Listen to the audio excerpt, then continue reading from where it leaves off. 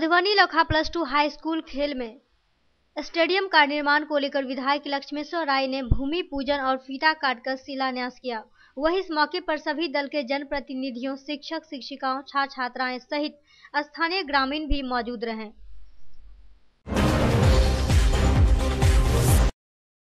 बिरौल थाना क्षेत्र के सुपौल विशनपुर मुख्य मार्ग स्थित सिसौनी में सड़क हादसे में एक युवक की घटना पर ही मौत हो गई।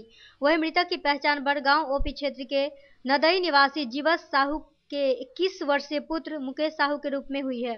बताया जाता है कि युवक विशनपुर की ओर से सुपौल की ओर बाइक लेकर आ रहा था। इसी दौरान सामने से तेज गति से आ रही 4 चक्का वाहन की आमने सामने की टक्कर हो गई, जिसमें बाइक सवार युवक की मौत हो गई।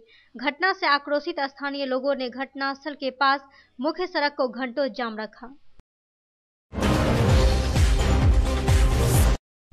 कुशेश्वर स्थान मंडल के सभी 14 शक्ति केंद्रों पर भाजपा के पूर्व निर्धारित कार्यक्रम के अनुसार परिवार संपर्क क्रांति की शुरुआत 18 दिसंबर को टोली प्रमुख के नेतृत्व में शुरू किया गया।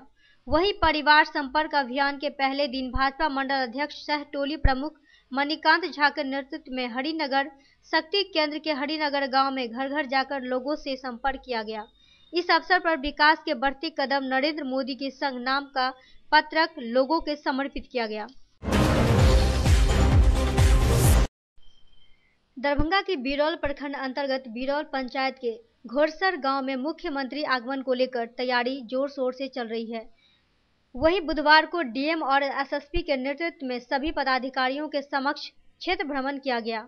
वहीं दूसरी तरफ डीएम और एसएसपी ने मुख्यमंत्री के आगमन को लेकर कई दिशा निर्देश दिए।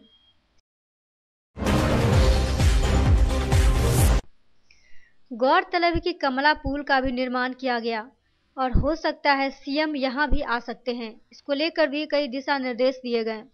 बिरौल जो सड़क का निर्माण हुआ है लगभग 9 किलोमीटर का और 2 बड़े बड़े पुल भी बने हैं। इससे बिरौल और दरभंगा जिला जो है वो सहरसा जिला से सीधे जुड़ गया है। लगभग 70 से 80 किलोमीटर की दूरी कम हुई है, नहीं तो लोगों को बहुत घूम करके आना जाना पड़ता था।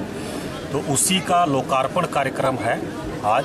ये माननीय मुख्यमंत्री जी के द्वारा संभावित है, उसकी तिथि हम लोगों को जल्दी प्राप्त हो जाएगी।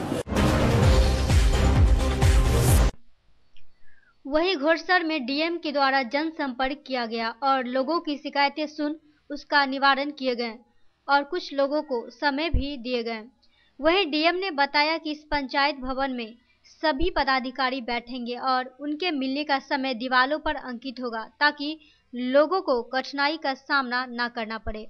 यहीं से होना है।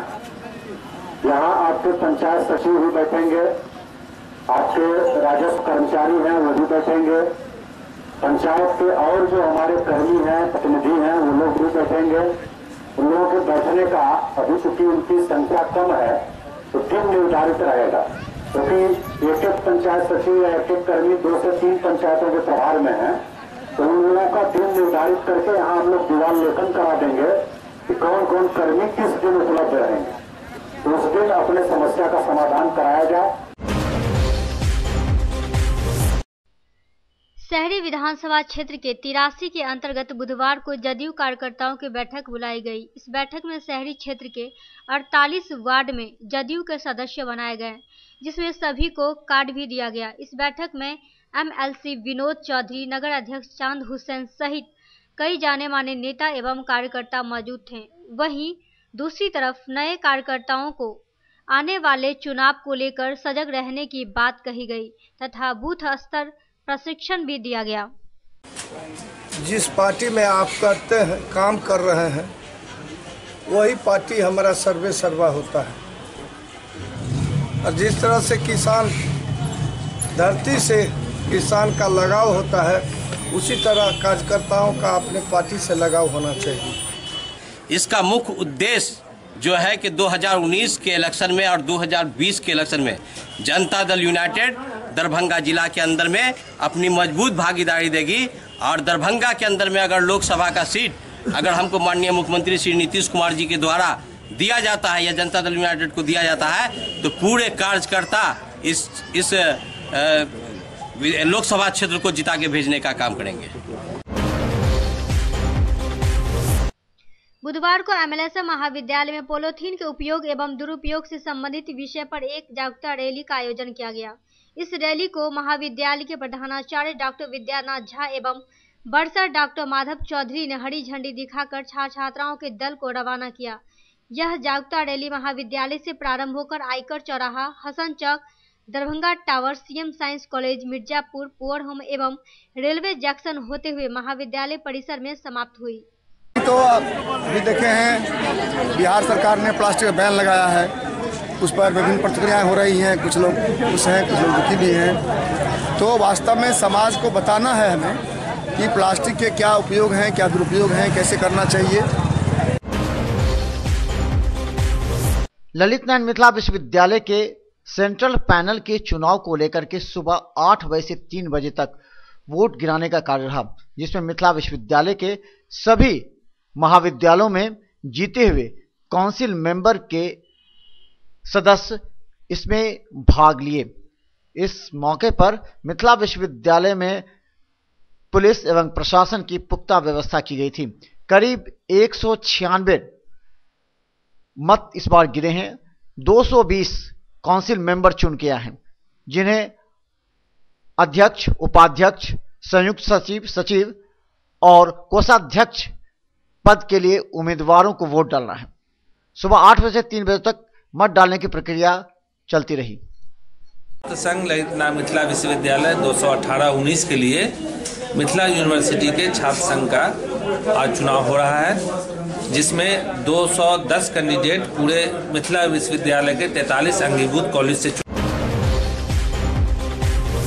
3 बजे के बाद मिथिला विश्वविद्यालय के मैनेजमेंट भवन में विश्वविद्यालय के अधिकारियों की निगरानी में वोटों की गिनती का कार्य 3 बजे के बाद प्रारंभ हुआ। शाम 4 बजे के बाद छंटनी का कार्य प्रारंभ हुआ, जिसमें करीब 220 में से 196 मत वैध पाए गए थे। इसके बाद सभी मतों को अलग अलग छांटा गया। गौरतलब है कि इसमें नोटा का भी खूब उपयोग किया गया था। करीब 5 से 7 वोट इनवैलिड पाए गए। मतों की गिनती का काम 3 घंटे तक चलता रहा और शाम 7 बजे अधिकारियों के द्वारा विजयी उम्मीदवारों के नामों की घोषणा की गई, जिसमें सभी 5 सीटें अखिल भारतीय विद्यार्थी परिषद के खाते में गई। पर मनीष कुमार निर्वाचित हुए हैं, उनको 65 मत मिले हैं।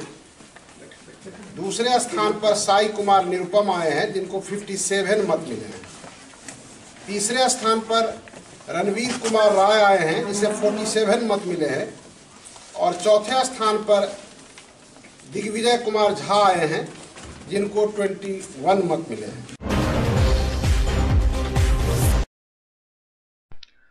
मिथिला विश्वविद्यालय के सेंट्रल पैनल में इस बार कोषाध्यक्ष पद पर मनीष कुमार अखिल भारतीय विद्यार्थी परिषद से 65 मत लाकर विजयी रहे। वहीं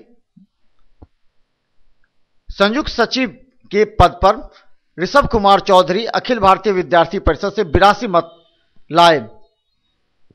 अध्यक्ष पद के लिए मधुमाला 66 मत लाकर जीती। वहीं वाम दल से संदीप चौधरी 48 मत ला पाए।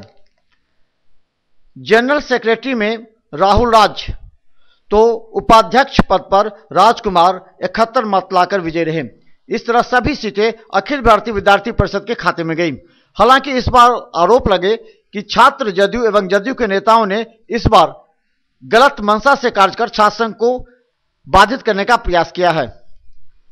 सबसे पहले तो मेरी यही प्राथमिकता होगी कि यहाँ पे परीक्षा और परिणाम पे सबसे पहले ध्यान दिया जाएगा। जो लगातार छात्रों को जो रिजल्ट में गड़बड़ी होती जा रही है। मेरा कार्यकाल बहुत छोटा था, लगभग 6 महीने का समय मिला था, लेकिन पूरी कोशिश की छात्र हितों में काम करने की। आगे भी हमारे संगठन के जीते हैं और पूरी कोशिश करेंगे कि जो भी अधूरा काम है वो पूरा किया जाए।